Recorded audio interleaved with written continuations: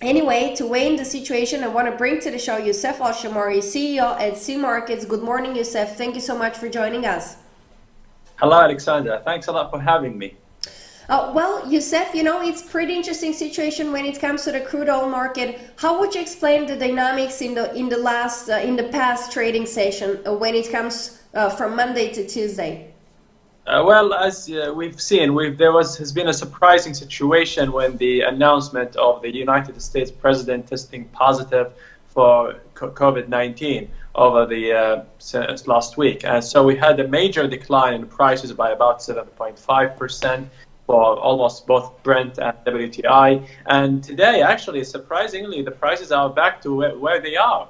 And so the statements coming from the doctors when the discharge of the U.S. president and him going back to office I think has been a major driver. Yet the markets continue to be actually cautious. I'm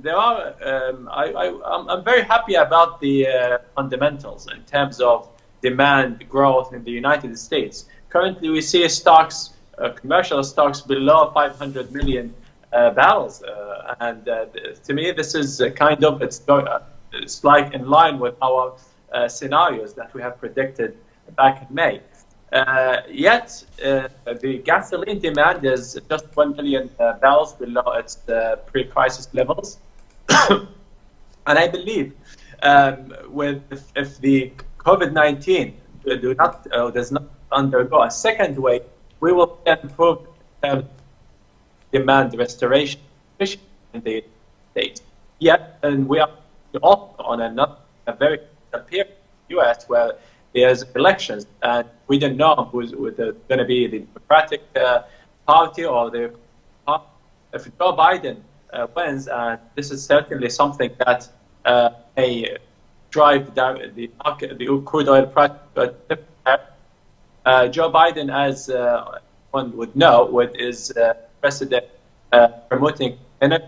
He is pledging about $1 trillion in investments in he will bring back. Yousef, we have some problems with the connection. We're going to try to reestablish the connection. In the meantime, I just want to bring you the latest updates when it comes to the President of the United States, who exactly as Yousef Alshammari just said, has been the major market mover even for the crude oil market. President Trump left the hospital with a cautious prognosis after 3 days of treatment for COVID-19, returning to a White House roiled by the spread of the contagion among his top aides a month before he seeks re-election. So far, according to our analysts, there is no chance of sympathy bounce when it comes to the polls. So it's going to be a very interesting situation. We're going to follow the latest developments. We have back on the line Yousef Alshammari. Yousef, I would like to continue with what are the different scenarios for the crude oil right ahead of the elections, because we have two presidents, two candidates. From one side, the current president, Donald Trump, from the other side, the vice president, Joe Biden, and both of them, they have completely different agendas when it comes to crude oil and fossil fuels. So for what kind of scenarios you're preparing at this point? Certainly we're looking at uncertainty who would win the elections. Yet, if Trump wins the election in November, certainly it will be a big boost for the oil market. President Trump is a big supporter of the oil industry, especially in the United States. On the other hand, if Joe Biden wins the elections, he is on the other side of where he's promoting clean energy. He is pledging something like $2 trillion in clean energy investments. And he will bring back the United States into the Paris Agreement. So, much out for the U.S. oil industry, I believe. He would also drive be a net zero carbon emitter next few decades. So I believe a Trump victory would be a supporter for the markets, while if Biden went, then we could see the markets basically taking this as an incentive, especially with the fact that Joe Biden will increase taxes to about 8% tax on the U.S. Companies. And which is going to be the major market mover at this point? for the crude oil market and the energy market as a whole. From one side, we have the presidential elections, and from the other side, we do have the second wave of coronavirus cases. So what is that is going to matter the most?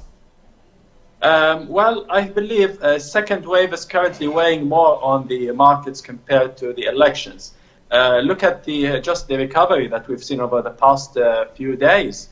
If the market was very much aware about, for example, the widening fall of Joe Biden, then we wouldn't have seen that sharp recovery in the crude oil price after the discharge of the U.S. president. Yet, of course, over the past month, we've seen a decline from about $46 Brent to about $42. And the major reason for that was the expectations of a second wave and the slow demand growth. In fact, also OPEC Plus agreement is a big factor in there. The market is expecting an increase from OPEC Plus in 2021. Some members have not submitted their compliance levels yet.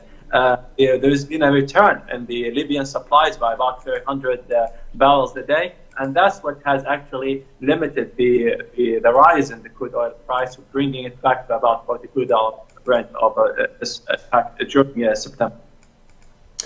So can we imagine a lot of volatility in this last quarter for the year? And what are you suggesting if yes is the answer? Well, absolutely. I think the crude oil prices will continue to be volatile until November, especially where where we have two uncertainties in here: the presidential elections and the second wave. If the presidential elections get certain more sensitive, like if President Trump, for example, wins the elections, then it's about the COVID-19 second wave. And if that gets brought under control, then I would expect the markets to be much more stable. Well, that's for sure. Do you believe that companies, specifically U.S. companies, U.S. major giants in the energy sector, are ready for a new president with a completely new policy?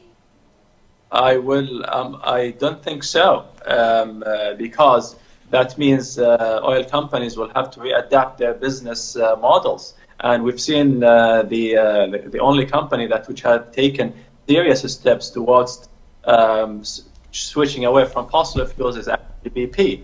And it has taken very, let's say, decisive with the new appointment of the new CEO, Bernard Looney, but look at there's an effect on that, and I believe possibly BP is also considering that. Stocks of BP now in London is about £200 compared to, of course, it was slightly higher even during the COVID-19 crisis, and I believe one major reason is the clean energy agenda. I think Chevron, or any of the other big oil giants in the US are ready for that position yet.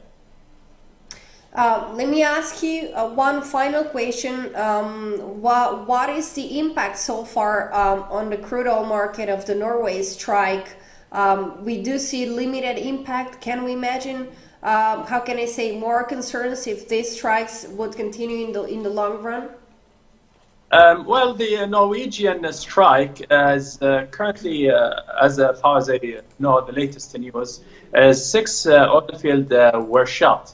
And the current oil supply disruption is about 80,000 barrels a day. That's very small compared to Norway's total oil production. That's something like, because they produce something like 1.8 million barrels a day.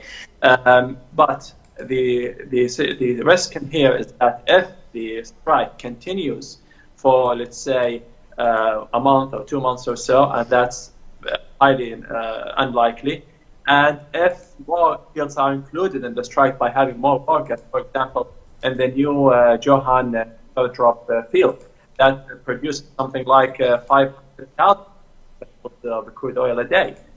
So if that field is included in the strike, then I would expect a much more disruption, and that could support prices. But there's another factor in here that Libya produced. So the disruption in Norway being offset by an increase in supplies from Libya. So I would expect that the current impact on the market is quite limited, yet it could be amplified if the strike continues over the fuel, if more fuel. There is an argument in here between the workers, and I don't believe this argument can be sorted out easily. All right, thank you very much, Yousef Alshammari, CEO of Sea Markets. Thank you for joining us. Always a pleasure, Alexander. Thanks for having me. Well, let's get